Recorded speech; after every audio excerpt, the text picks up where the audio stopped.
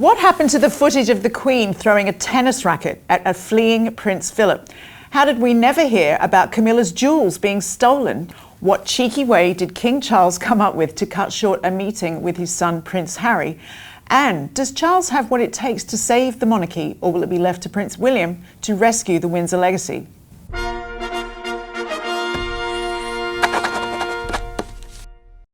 Hello, I'm Jo Elvin and welcome to a very special episode of Palace Confidential Authorised, where we explore the latest, most jaw-dropping royal books in the company of their most intriguing authors. Today, we have none other than Robert Jobson, who was dubbed the Godfather of Royal Reporting, no less, by the Wall Street Journal. Robert has been covering the British royal family for over 35 years and he's also a best-selling author and award-winning correspondent who in 2005 broke the world exclusive of the engagement of the then Prince Charles to Camilla Parker-Bowles, which earned him the Scoop of the Year. Robert, welcome. Thanks for being here. Now, Robert's latest book, The Windsor Legacy, A Royal Dynasty of Secret Scandal and Survival, delves into the DNA of the Windsor reign and asks what needs to change in order for the house to stand. But before that, if you haven't already, please do consider subscribing to the Daily Mail Royals YouTube channel. What's in it for you, you say? Well, let me tell you, that is how you ensure you are up to date with all our exclusive content as soon as it's released. Palace Confidential, Reading the Royals, Acting Royal, Royal Walks, all the good stuff. But there's even more. If you want the free Palace Confidential newsletter to land in your inbox every Thursday, just scan the QR code on your screen now with your camera phone, or if you're watching on a phone right now, just click the handy link below. All bases covered, you see. Right, Robert, you make the point that the British royal family has all the appearance of power without holding any of the power. So how crucial is that to its survival? Absolutely crucial. I think that if you look at how many royal dynasties toppled after the First World War, it was just one after the other, like dominoes. George V managed to realise that he had to change the name of the royal house from Saxe-Coburg-Gotha to Windsor, very English-sounding name at the behest of Lloyd George and Stan Fordham. He realised that when there were Gotha bombers going across London, and even in the First World War, they had to do something about it. There's a lot of anti-German feeling. And so that showed that he was able to adapt. Things were brought in, like, the Remembrance Sunday. All of these things all started to come in.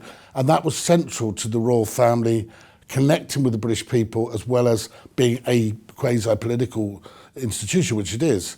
The reality here, though, with the book, when I started writing it, was, I wanted to do 100 years since the birth of the Queen. So 1926, it wasn't the start of the Windsor dynasty. That started in 1917. But it looks at that, and it travels through the whole of that period. But absolutely crucial. The Habsburg dynasty, one of the most famous and enduring dynasties of recent times, just faded away after the First World War, literally.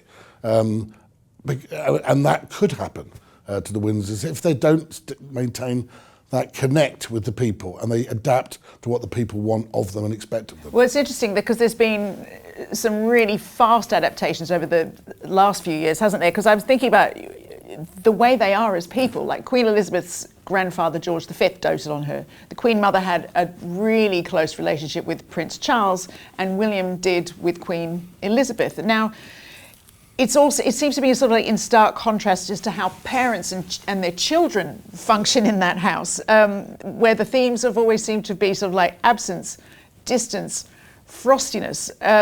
Why do you think that is? Well, all with the exception, of course, of Princess Diana, who was all about warmth, connection, and making sure that her boys felt loved. Yeah, there is a disconnect with the parents. I mean, I think because there's so much that they have to do. The Queen Elizabeth, to be fair, when she became queen, such a young age, mid-20s, she had to focus on her job. Yeah. And therefore, it was for people like the Queen Mother to pick up the mantle, to become almost the mother figure to the Prince of Wales, to Prince Charles. I think there's just the nature of the job. I mean, there's in those days, a lot of travel involved, long distance travel, gone for up to 6 months at a time, yeah. And so I think it was different times then. But that theme does seem to be coming back to haunt them a bit, really, particularly with this reign of Charles III, a short reign that it's been, the disconnect between his son Harry, and of course to a degree with William at the start, has sort of come back as a theme. It's interesting, isn't it, though, because William and Catherine seem very, very determined to break that chain. They're not waiting to have grandchildren to get huggy with their children. They're not, but they're not king and queen yet. And I Yeah. think that, I understand the way he's laying down the law on that. I'm going to put my children first. But when you're king, you can't. Yeah. Do you think, I wonder if he might think differently about that when the time comes? I'm sure he thinks differently about it. I think he's well-intentioned, and I'm sure that he'll want to do that when he's king. But, being king is not a part-time job. It's your head of state. It's full on. Indeed. Tell me about this. We teased this at the top of the show. There was a 1954 Commonwealth Film Unit capturing some extraordinary footage of the Queen, Elizabeth, in the Yarra Ranges in Australia. But that footage has never been seen. Tell us about that. It's a wonderful story, actually. I mean, it was actually unearthed by a PhD student who was looking into the coverage of the Australian film crew for that particular tour of Australia, which was huge at the time. I mean, the Queen was travelling everywhere across Australia, and they had a little mini break in the Yarra Mountains, and they turned up. The film crew had turned up early and were setting up because they'd been promised extra kangaroos had been buzzed in and koalas, but they'd been promised a shot. But then there was all sort of noises coming out of the cottage where the Queen and the Duke of Edinburgh were staying. And the next thing they know, as they've set the camera up in it, they're just doing practice runs. Out comes the Duke of Edinburgh, followed by tennis rackets being thrown and shoes and God knows what else. And then of course they noticed that the film crew were there. Someone, I think the Queen, then said, "Get back in." So he had to come back in. Oh my goodness! Sheepface. Yeah. And then a furious press secretary came out. So Commander Colville, I think it was, came storming over them, demanding these colonial Australians, even though they're in their own country, do as they're told. And the two Aussies were quite really thinking, oh God, what do we do? Because they were making a film which was going to be a huge hit around Australia. So they just said, no, whatever, you can have the film, because all they're interested in is the big picture here. And the next thing you know, the Queen came out a few minutes later and said, look, what can I do for you? These sort of things happen in every marriage. I mean, she's not wrong. Yeah, exactly. I mean, that's, you can't imagine any film crew sitting on that now, can you? Well, I shouldn't think so, but no. I think it would have gone around the world before they'd even got inside. Exactly, yeah. Well, in 1969, on an American network, NBC, Philip claimed the royal family was broke. Was it? Should he have said that? Well, it was running out of money in terms. It was not a clever thing to say, but it was basically saying it wasn't financed properly, effectively. He was always looking at the bigger picture. I think the Duke of Edinburgh and Prince Philip. And he was just saying, oh no, this is wrong. But it caused a massive backlash because the Labour government and all the unions were up in arms, you'll have to give up his polo ponies and all this sort of stuff. But I think all he was trying to do, Philip, he was someone who would look further down the line. And I think he was saying that the way that the monarchy has been financed is not sustainable in the way it was happening. And he was trying to work out a more practical way of doing it that was less... obviously maintaining their level of wealth, which was pretty huge at the time. But, I think he was trying to look at modernising the family in that way. Yeah, he always was, wasn't he? You described the engagement of Charles and Diana as the last of the great arranged royal marriages. What do you mean by that? Well, I think it was an arranged marriage. I think Charles had said that he would not even get married before he was 30, and then the panic was on after he was 30. And he'd been out with various ladies, and even Sarah McCourtney, Diana's sister. But they needed to get something done. And Queen Mother and Ruth Lady Fermoy, Diana's grandmother, were very close. And I think they were looking to find this virgin bride from aristocratic background. And that effectively was that. I think that, yes, there was a connection between Charles and Diana, but it was... They barely knew each other when they married. They'd had very few dates. And really, I think in many ways, both of them realised it was a mistake. I know from my research that the King pretty much knew that it was a mistake and that there was barely anything in common, although I think they did try.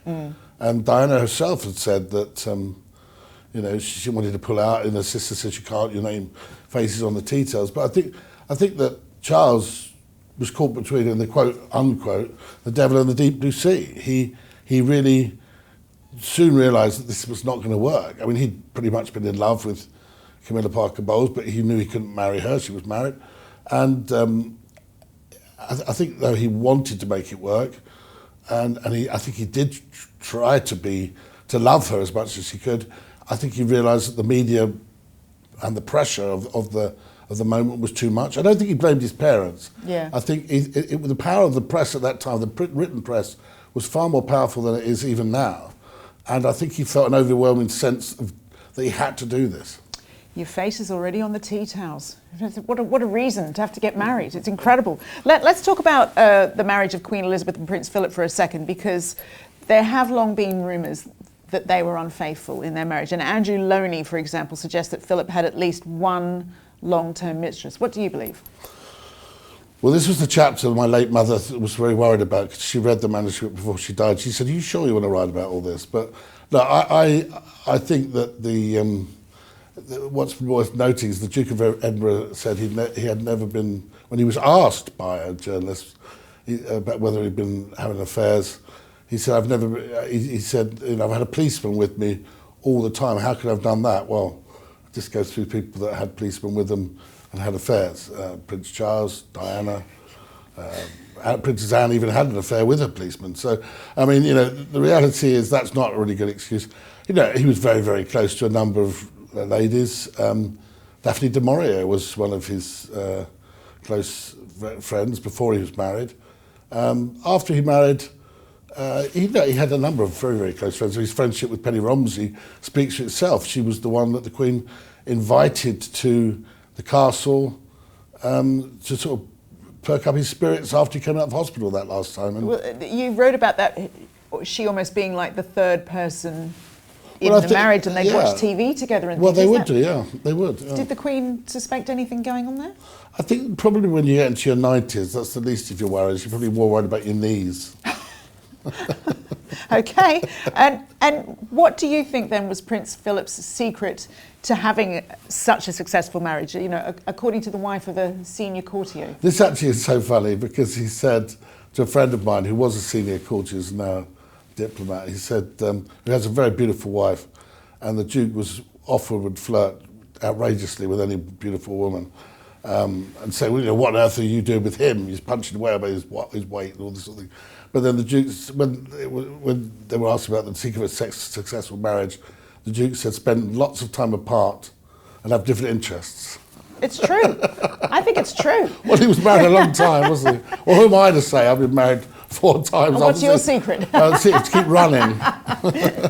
Well, you write about how the warring relationship between Charles and Diana affected William and Harry. I mean, clearly it would, but how much do you think it affects them still today? No, I think it must still affect them still today, in terms of the way they gauge their own relationships and the way they establish their own relationships, what they see as important. Probably maybe a little less for Harry, although no one seemed to explain to Harry what was going on at the time, which would have been nice, I would have thought, because they were all confiding in William and he was getting all this extra pressure, but at least he knew what was going on. Yeah. Harry was kept in the dark because he was quite young. But yeah, I'm sure it would have impacted upon them. And one thing that William has been able to gain, I think, by his relationship with Catherine is another family, a more stable middle-class family, which has got siblings and mum and dad to stay together, very different to what his parents had to experience. I think that the difference for Harry, of course, is that, if anything, Meghan's family are more dysfunctional than his own. Yes, indeed. Well, let's talk about Camilla now. You wrote that her jewels were stolen by a local gang on a tour in Canada. Well, no, it was on the way to Canada. It was actually at Beaconsfield service station. Oh. What happened was 3 aides, who shall remain nameless, although I know all their names, just beware, were they were part of the entourage, and they stopped up en route to the RAF station with all the jewels in the bag, and 2 of them wanted to go and have a cup of coffee, so they stopped off, had a cup of coffee, leaving one of them to stand, with a car. But that person, being a smoker, just wandered off and had a smoke. When they came back, the bag full of all the jewels that she was going to wear on that trip to Canada was gone. Well, can you imagine? Well, I mean, we've just seen how easy it was at the Louvre. But, can you imagine what this was like? Why did that not get reported on at the time? Well, they didn't report it to the police. They contacted the intelligence services, who then tracked down the gang quite quickly because, and they did a deal so that the jewels were returned and no action was taken, because if it had been reported to the police, it would have been all over the press. And even to this day, they still don't know how it ever got out at the time. They were shocked. Well, how did you find out? I just got lucky. I was at Beaconsfield service station and bumped into... No. Well, how do I find out these things? I'd like to see them deny it, because I know exactly when it happened, where it happened, and who the three people were, which is even more fun. Oh, you're such a tease. You go into detail about Meghan Markle's entry into the firm, from William's warnings about the whirlwind romance to Harry, all the way to the wedding in 2018. Now, there are multiple accounts of the tiara trouble that we know about that unfolded in the run-up to those nuptials. So, can you set the record straight? What happened?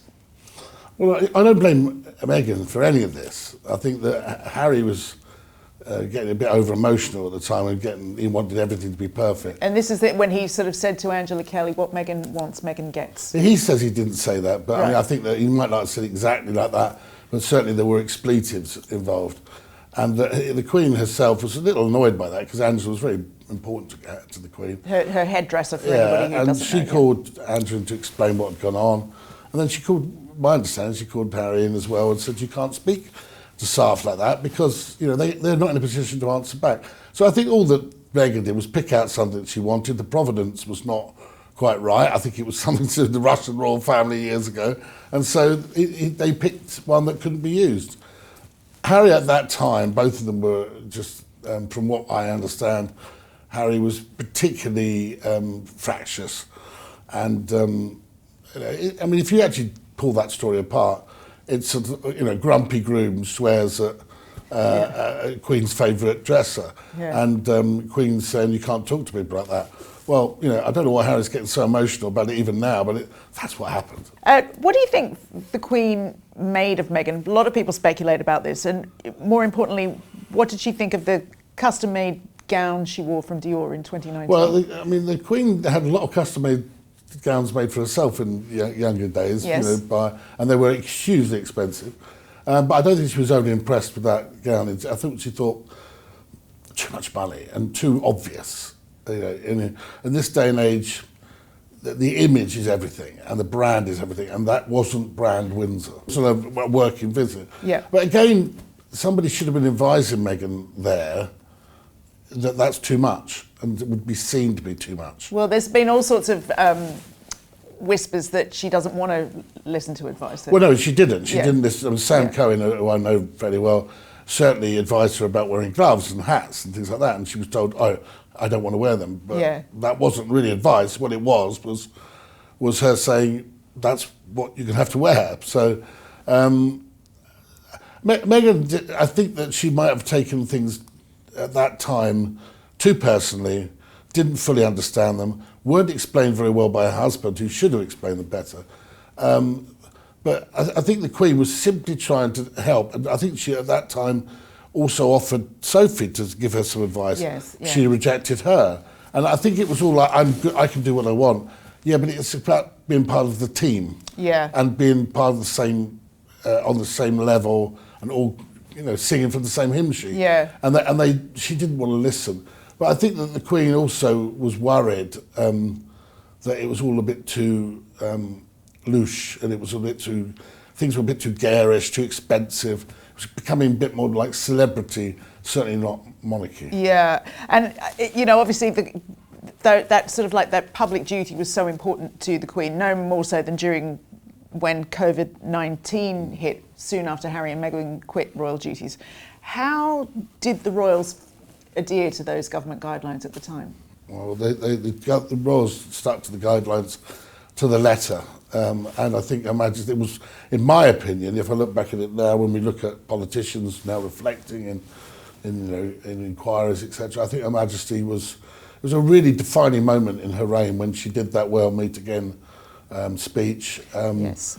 I actually think that gave people so much more confidence and belief. As you remember back to those, there was incredibly uncertain times, very scary times, and I think she said, "No, we will get through this." And and by doing that, she led by example, even to the extent that they adhered to the rules, for the funeral of her beloved husband. And at a time when that's the image that sticks with me. And that image of her on her own with the mask on, yeah, as she looks back and reflects about the life with Philip, the ups and downs, the tennis rackets to everything else. This is a man who was totally dedicated. Whether or not he was unfaithful, I don't know. She knows that in terms of his loyalty and determination to serve the crown, and her trust that she had his complete trust, and she was the one person on the planet that she could trust. So really, it was a moment of real great sadness when she was sitting alone, I thought, and when we found out later that the Prime Minister was having parties. Yeah, it's interesting, isn't it? Because Prince Philip passed away in April 2021, not long after that very famous Oprah interview that Harry and Meghan sat down for. Now, you recount the last conversation between Charles and his father before he passed away. What did Prince Philip say, and what does it tell us about the man behind the title? Charles, at this stage, remember they'd had a very, very difficult relationship, Charles and the Duke of Edinburgh, over the many, many years. But I think towards the end, there was certainly a rapprochement. There was at least an understanding for the other's point of view. And I think that Charles began to sort of get what his father had sort of tried to instill that still in him, to be king. And Charles would say, well, we're going to have to plan for your 100th birthday. And of course, by this stage, he's 99 and he's deaf. And he said, what? He said, speak louder, speak louder. He said, we're going to have to start planning for your 99th birthday. He said, well, I've got to get there first. And of course, that's the last thing he said to him. Oh. He said, I've got to get there. And the prince, or the king, then said, I knew you'd say that. I don't think the last thing that Philip would have ever wanted was a big celebration of his 100th birthday. He hated it. He hated celebration. He hated it all being on him. And he would have been, I think, relieved. I think someone said, well, you're coming up to your 100th birthday. You're only going to be as old. You're going to beat the record of the Queen Mother if you carry on like this. He said, I can't think of anything worse.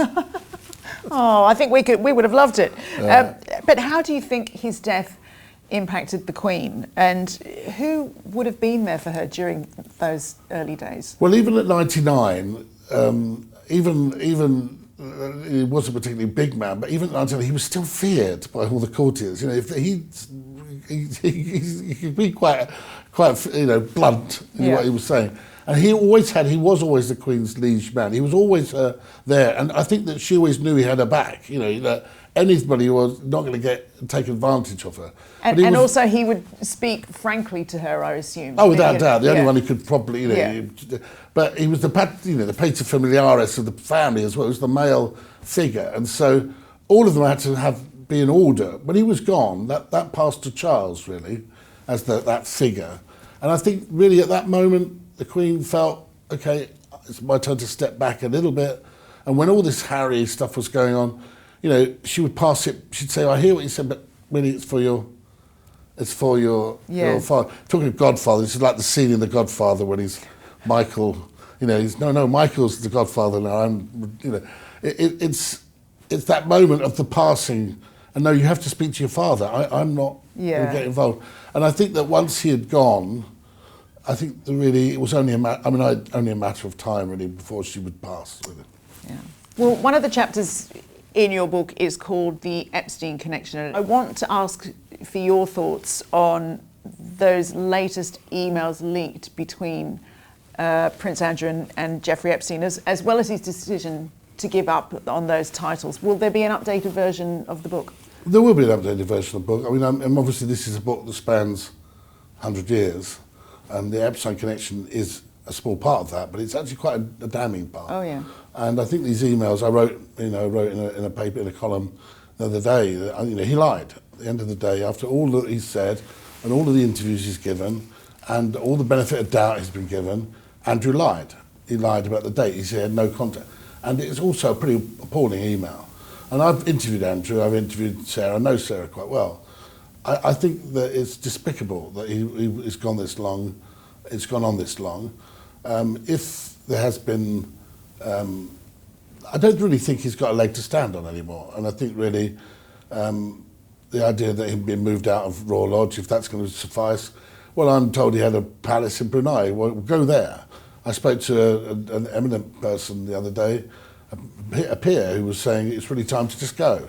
You've disgraced your family, you've disgraced your mother's memory, and you lied. It seems to be an inevitability at this point, doesn't it?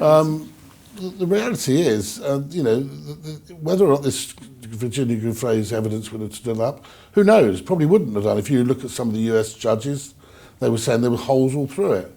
But, at the end of the day, it's a tragedy that's happened. This book has come out and has exposed some untruths. And really, I think it's now time that Andrew did the decent thing and, found somewhere else to go. But who would have him? Maybe this supposed palace in Brunei, would he be welcomed into somewhere like Probably. that? Right. Probably. I mean, he owns it. They gave it to him. Look, my view is the one place he won't be going is to America. Yeah. I think we can all be certain of that. Now, you also write about the party that Andrew threw at Sandringham for Ghislaine Maxwell's 39th birthday in 2000.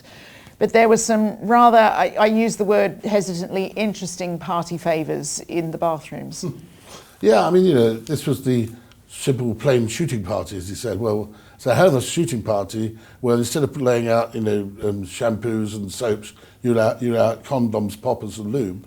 I mean, this is what the staff were shocked by what went on. So I think it's time for them to stop trying to spin a line and start realising that actually, if you behave in a certain way that's not acceptable, you have to face up to it. And that is not really very nice for those staff to be putting that stuff out in the Queen's house. Yeah, it's grim, isn't it? It's gross. It's really grim.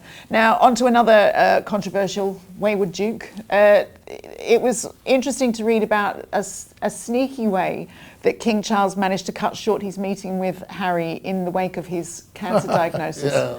Tell us about this. Well, I think that we must be fair to the King on this one because he was only just being diagnosed with cancer, and he was the last thing he needed was drama and stress. Well, obviously he passed the news on to his family and Prince William, and Harry, he obviously passed the news on that he had cancer. Well, Harry, within a whisker, and if this had been my son, I would have probably been quite happy, I suppose. But he just got on the plane and came straight over to see his dad, and I think probably many people say that's the natural thing. I mean. But I think that the King and others had just about had enough of Harry by this time and didn't really trust him. So the meeting was cut short when somebody came in and said, "Oh, it's now time for your treatment, sir. A procedure, sir." Yeah. And then Harry had to go. There was no procedure. Oh, really? Right. Yeah. Charles got on the helicopter to Norfolk to Sandringham, and if Harry had expected to spend the weekend with his dad, he got 20 minutes. Well, yeah, as you say, I mean, there's got to be some understanding for the King in that circumstance. The last thing he would have wanted to do is start talking about problems in the family. Why didn't Meghan do this? Why didn't William do that? Look, the man had just been diagnosed with cancer. So actually, if the medical staff felt it was right to say there was an intervention, maybe they felt there needed to be an intervention for his medical health. Well, and you call out the so-called Sussex Squad in your book. They're describing the fans of Harry and Meghan as toxic trolls who hurl abuse at William and Catherine, as well as anyone who dares to question Harry and Meghan. Now, do you have a message for these trolls? No, really. I think they're despicable, appalling human beings, if that's what they are. I think the way they picked on the Prince and Princess of Wales during her illness was utterly deplorable. Yeah. If they think they're human beings doing things like that, then, I think it was John Lennon said, instant karma's going to get you. I mean, if you call out and revel in other people's discomfort like that, then somewhere on the line, the karma's going to get you. Well, and in the chapter The Silent Threat, you write, in 2025, the monarchy stands at a crossroads. Its survival hinges on balancing tradition with modern expectations. So in your opinion, does King Charles have what it takes to take the monarchy forward? What I'd say is that Charles hasn't got the time. He's a man living with cancer. To change this monarchy around would require more time, and I sadly don't think the King will have that time. And so the role of transforming the monarchy into a 21st century institution fit for purpose will fall upon Prince William. Wow. And so how do you see that going? Is there a reason for fans of the monarchy to be optimistic? No, we don't know. The truth is that for a monarchy to survive, it has to have the trust of the people.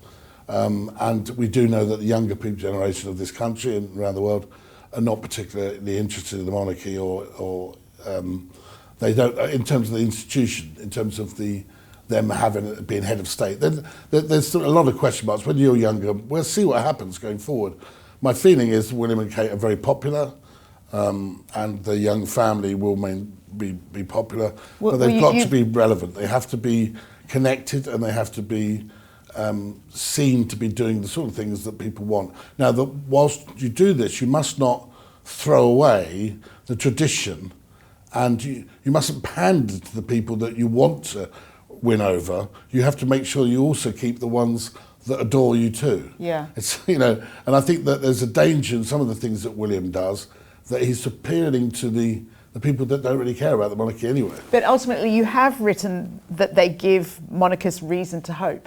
Without doubt. Yeah. Without doubt. I think that Catherine in particular is an absolute jewel in the royal family. I think that, this is a girl that comes from a family that know what a mortgage is, and I think that will help, because with the greatest will in the world, William will not understand that. Diana tried to teach the other side of the world, or other side of things. Yeah. George, Charlotte and Louis, although they're lovely children, all born princes and princess, Catherine is crucial to making sure that the family keeps its balance and keeps its harmony, but also keeps its connection with real people. Yeah, indeed. This has been a fascinating interview. I could talk about this all day with you, but that is all we have time for now. But thank you, Robert. For our viewers and listeners at home, you will find a link below to Robert's latest book, The Windsor Legacy, a royal dynasty of secret scandal and survival. Thank you, Robert, for what was a truly riveting interview. And as always, wherever you are, thank you for watching. Goodbye.